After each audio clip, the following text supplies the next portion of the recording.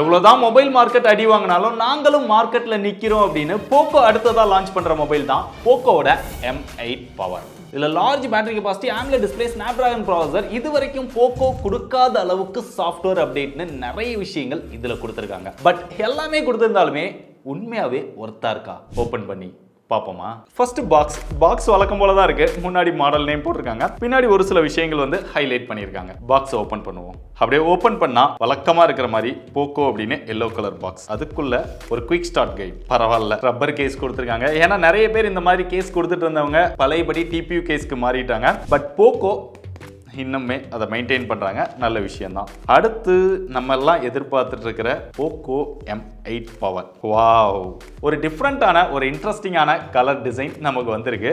இதை பத்தி அப்புறம் டீட்டெயில்டாக பேசுவோம். அடுத்து ஒரு டைப் சி சார்ஜிங் கேபிள், ஒரு 45 வாட்கான சார்ஜிங் அடாப்டர். எங்கடா சிம் எஜெக்டர் பின்ன காணோன்னு பார்த்தேன், வழக்கமாக கொடுக்குற மாதிரி இந்த பாக்ஸ்ல இருக்கு. அவ்வளோதான் பாக்ஸ் கண்டென்ட். எப்பயும் நம்ம கேஸை போட்டு செக் பண்ணுவோம், அதுல இருந்தே ஆரம்பிப்போம். கேஸை போட்டு பார்ப்போம் எப்படி இருக்குன்னு. கேஸ் ரொம்ப பர்ஃபெக்டா ஃபிட் ஆகுது.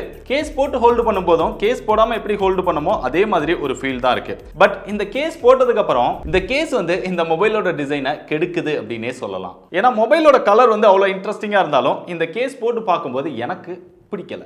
இதோட கலர் நல்லா ஸ்டைலா பார்க்கிறதுக்கு பிரீமியமா இருந்தாலும் போக்கோனாலே மேல டிஃபரெண்டா பிளாக்கா கொடுப்பாங்க. பட் இந்த கலர் லைட்டா டிஃபரன்ஸ் காமிச்சு அதுக்குள்ள போக்கோட பிராண்டிங் கொடுத்திருக்காங்க. லெஃப்ட் சைடுல அந்த கேமராஸ் வந்து பிளேஸ் பண்ணிருக்காங்க. லைட்டா இது ஒரு பம்ப் மாதிரி கொடுத்து டிஃபரெண்டா டிசைன் பண்ணிருக்காங்க. சைடுல வந்தோம் அப்படின்னா பாக்ஸி டைப் தான். இந்த இடத்துல லைட்டா கர்வ் கொடுத்திருக்காங்க. ஹோல்ட் பண்ணும்போது கொஞ்சம் வெயிட் அதிகமா இருக்கிற மாதிரி ஒரு ஃபீல் தான் இருக்கு. சிங்கிள் ஹேண்ட் யூசேஜுக்கு அந்த அளவுக்கு பெட்டரா இல்ல. அதுக்கு காரணம் இதுல இருக்கிற லார்ஜ் பேட்டரி கெபாசிட்டி தான். 8000 mAh ஒரு லார்ஜ் பேட்டரி கெபாசிட்டி இருந்தாலுமே இதோட திக்னஸ் 8.4 mm தான் இருக்கு. வெயிட்டுமே 225 கிராம் தான் இருக்கு. அப்ராக்சிமேட்டா 1/4 கிலோ அப்படின்னு சொல்லலாம். அதனால கொஞ்சம் வெயிட் அதிகமா இருக்கிற ஒரு ஃபீல் இருக்கு. பொதுவா போக்கோ என்ன பண்றாங்கன்னா அந்த மொபைலோட வித்தை வந்து கொஞ்சம் அதிகமா கொடுத்துறாங்க. அதனால அதை ஹோல்ட் பண்ணும்போது நம்ம ஃபீல் பண்ண முடியுது. அப்படியே ஃப்ரண்ட்ல வந்தா டிஸ்ப்ளேக்கு Corning Gorilla glass 7i protection கொடுத்திருக்காங்க. நல்ல விஷயம் தான். ஏன்னா ஒரு சிலர் கார்னிங் கொரில்லா கிளாஸ் ப்ரொடெக்ஷனே கொடுக்கிறது இல்ல. சோ அப்படி பார்க்கும்போது பெட்டரா தான் இருக்கு. டிஸ்ப்ளே பார்க்கும்போது இங்க 6.8 இன்ச் அப்படிங்கிற ஒரு லார்ஜ் டிஸ்ப்ளே கொடுத்திருக்காங்க. Full HD plus AMOLED display கொடுத்திருக்காங்க. ஃபிளாட்டான டிஸ்ப்ளே தான். கீழ மட்டும் அந்த சின் வந்து கொஞ்சம் பெருசா இருக்கு. மத்த மூணு சைடுமே ஓரளவு சேமா கொடுத்திருக்காங்க. டிஸ்ப்ளே யூஸ் பண்றதுக்கு நல்லா ஸ்மூத்தா இருக்கு. ஸ்க்ரோலிங்மே நல்லா இருக்கு. டச் ரெஸ்பான்ஸும் பெட்டரா இருக்கு. இதோட பீக் பிரைட்னஸா 1800 நிட்ஸ் கொடுத்திருக்காங்க. இன்டோர்ல நல்லா பிரைட்டா இருக்கு. ஈவன் டைரக்ட் சன்லைட்லமே நல்ல ஒரு பிரைட்டரான டிஸ்ப்ளேவா இருக்கு. இது போக இதுல வெட் டச் 2.0 கொடுத்திருக்கனால தண்ணி இருக்கும் போதுமே டச் ரெஸ்பான்ஸ் ரொம்பவே நல்லா இருக்கு. சோ ஓவராலா டிஸ்ப்ளேயோட எக்ஸ்பீரியன்ஸ் பெட்டரா கொடுத்திருக்காங்க. பட் பெர்ஃபார்மன்ஸ் அப்படின்னு வரும்போது தான் ரீசன்ட் டைம்ல எல்லாரும் மொபைலுக்கு ஏத்த ப்ராசஸர் கொடுக்கறதே இல்ல. இவங்களுமே ஸ்னாப்டிராகனோட 4th Gen 4 அப்படிங்கிற ஒரு ப்ராசஸர் கொடுத்திருக்காங்க. ஆல்ரெடி இருக்கக்கூடிய 4th Gen சீரிஸ்ல இருந்து இது பெரிய அளவுல டிஃபரன்ஸ்லாம் இல்ல. இதோட ஆண்ட்ராய்டு ஸ்கோர் நம்ம செக் பண்ண போவோம் 4.5 லட்சம் கிட்ட தான் வந்தது. 5 லட்சம் கூட வரல. CPU throttle டெஸ்ட் இதெல்லாம் டெஸ்ட் பண்ணி பார்த்தோம். பெருசா throttle இஷ்யூமே இதுல இல்ல.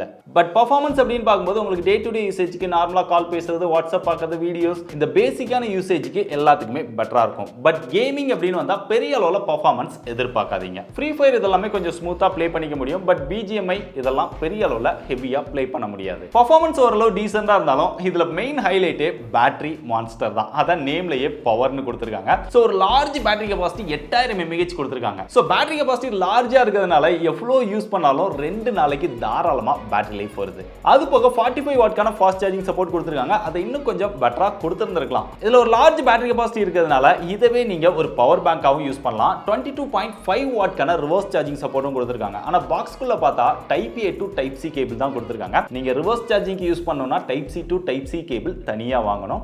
அப்படி கேமரா செக்மென்ட் வந்தா ரியர்ல பிரைமரி சென்சாரா 50 மெகாபிக்சல் கொடுத்திருக்காங்க. செல்ஃபி கேமரா 8 மெகாபிக்சல் தான் கொடுத்திருக்காங்க.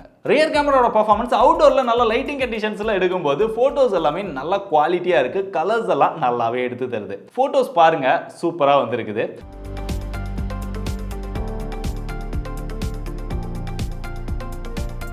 அதே நேரத்தில் போர்ட்ரேட் ஷாட்ல அந்த எட்ஜ் டிடெக்ஷன்லாம் கொஞ்சம் ஆவரேஜா தான் இருக்கு. அது இன்னும் கொஞ்சம் பெட்டரா ஆப்டிமைஸ் பண்ணியிருந்தாங்க அப்படின்னா நல்லா இருக்கும். பட் ரியர் கேமராவோட பெர்ஃபார்மன்ஸ் கூட கம்பேர் பண்ணும்போது செல்ஃபி கேமராவோட பெர்ஃபார்மன்ஸ் டீசென்ட்டா தான் இருக்கு. ஸ்கின் டோன் கலர்ஸ் எல்லாமே கொஞ்சம் நேச்சுரலா தான் எடுத்து தருது. டீடைல்மே அந்த அளவுக்கு இல்ல. ரியர் கேமரால பெட்டரான டீடைல்ஸ் இருக்கு. ஆனா போட்டோஸ் கூட ஓரளவு பெட்டரா இருக்கிற மாதிரி ஒரு ஃபீல் வந்தாலும் வீடியோஸ் அப்படின்னு வரும்போது ரியர் அண்ட் செல்ஃபி ரெண்டுலயுமே மேக்ஸிமமா 1080 30 fps தான் நம்மளால எடுக்க முடியுது.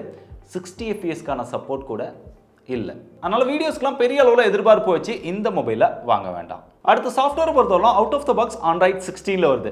இது வரைக்கும் போக்கோ பார்த்தோம் அப்படின்னா பெரும்பாலும் 3 OS அப்டேட் தான் கொடுப்பாங்க. பட் இந்த டைம் இந்த மொபைலுக்கு 4 OS அப்டேட் கொடுக்குறோம் அப்படிங்கிறத கன்ஃபார்ம் பண்ணியிருக்காங்க. அது போக 6 வருஷத்துக்கான செக்யூரிட்டி பேட்ச் அப்டேட் கொடுக்குறோம் அப்படிங்கிறதையும் கன்ஃபார்ம் பண்ணியிருக்காங்க. பொதுவாக சாம்சங் தான் இந்த மாதிரி நிறைய அப்டேட் கொடுப்பாங்க. பட் போக்கோவும் இந்த மாதிரி அப்டேட் ப்ராமிஸ் பண்ணியிருக்கிறது நல்ல விஷயம் தான். மற்றபடி சாஃப்ட்வேர் யூஸ் பண்ணுறதுக்கு இவங்களோட ஹைப்பர் OS எக்ஸ்பீரியன்ஸ் நல்லா இருக்குது. ஒரு சில ப்ளோட்வேர்ஸ் இருக்குது, ப்ரீ இன்ஸ்டால்டாக கொடுத்துருக்காங்க. ஸோ அதை கொஞ்சம் அவாய்ட் பண்ணியிருந்திருக்கலாம். அப்படியே மொபைலோட பிளேஸ்மெண்ட் வந்தா டாப்ல ஐஆர் பிளாஸ்டர் கொடுத்துருக்காங்க. இவங்களோட யூனிக் ஃபீச்சர் ரொம்ப வருஷமா இவங்க தான் தொடர்ந்து கவர் பண்ணிட்டு வராங்க. நீங்க ரிமோட்டாவும் யூஸ் பண்ணிக்க முடியும். பாட்டம்ல வந்தா sim slot, hybrid sim slot கொடுத்துருக்காங்க. ஒரு சிம் ஒரு SD கார்டு இல்லைனா 2 சிம் போட்டுக்க முடியும். ரெண்டுமே 5G சப்போர்ட் பண்ணும். பக்கத்தில் ஒரு mic, type C charging port, speaker, single speaker தான் கொடுத்துருக்காங்க. ஸோ இவ்வளோ பிரைஸ்க்கு லான்ச் பண்ற ஒரு மொபைலில் சிங்கிள் ஸ்பீக்கர் அப்படிங்கிறது அக்செப்டபிளே கிடையாது. அதோட எக்ஸ்பீரியன்ஸ் டீசெண்டாக தான் இருக்கு. ரைட் சைடில் வந்து அப்படின்னா வால்யூம் அப் டவுன் பட்டன், கீழே power button, finger print sensor, under display finger print sensor கொடுத்துருக்காங்க. நல்ல ஃபாஸ்டா அக்யூரேட்டா இருக்கு. கடைசியா அதோட பிரைஸ் அப்படின்னு பார்த்தா இந்த வீடியோ நான் எம்பார்கோல ஷூட் பண்ணிட்டு இருக்கறனால இதோட எக்ஸாக்ட்டான பிரைஸ் தெரியாது. பட் எக்ஸ்பெக்டட் பிரைஸ் அப்படின்னு பார்த்தா ஒரு 30,000 ரூபாய் பிரைஸ் செக்மெண்ட்க்கு லான்ச் ஆகிறதுக்கு அதிக வாய்ப்பு இருக்கு. 30,000 ரூபாய் பிரைஸ் செக்மெண்ட்க்கு என்னதான் ப்ரோ கொடுத்துருக்காங்க அப்படின்னு கேட்டீங்கன்னா ஒரு டிஃபரெண்டான டிசைன், ஒரு லார்ஜ் பேட்டரி கெபாசிட்டி, ஒரு நல்ல டிஸ்பிளே, லேட்டஸ்டான சாஃப்ட்வேர், அவங்களோட ஹைப்பர் OS எக்ஸ்பீரியன்ஸ், அது போக 4 OS அப்டேட் இதெல்லாம் கொடுத்துருக்காங்க. பட் கேமராஸ் அப்படின்னு பார்த்தா டீசெண்டா தான் இருக்கு. பெர்ஃபார்மன்ஸுமே டீசெண்டா தான் இருக்கு. ஃபாஸ்ட் சார்ஜிங் சப்போர்ட் இன்னும் கொஞ்சம் பெட்டராக கொடுத்துருந்துருக்கலாம். அது போக UFS 2.2 சப்போர்ட் தான் கொடுத்துருக்காங்க. LPDDR4X டைப் RAM யூஸ் பண்ணியிருக்காங்க. இதெல்லாம் வச்சு இந்த மொபைல் ஒர்த்தா இல்லையாங்கிறத நீங்க முடிவு பண்ணிக்கோங்க. வீடியோ பார்க்கும்போது மொபைல் லான்ச் ஆயிருக்கும். பிரைஸ் மற்ற டீடைல்ஸ் எல்லாமே டிஸ்கிரிப்ஷனில் கொடுத்துருப்பேன், பின் கமெண்ட்லையும் கொடுத்துருப்பேன். செக் பண்ணி பார்த்துட்டு முடிவு பண்ணிக்கோங்க. வரட்டா?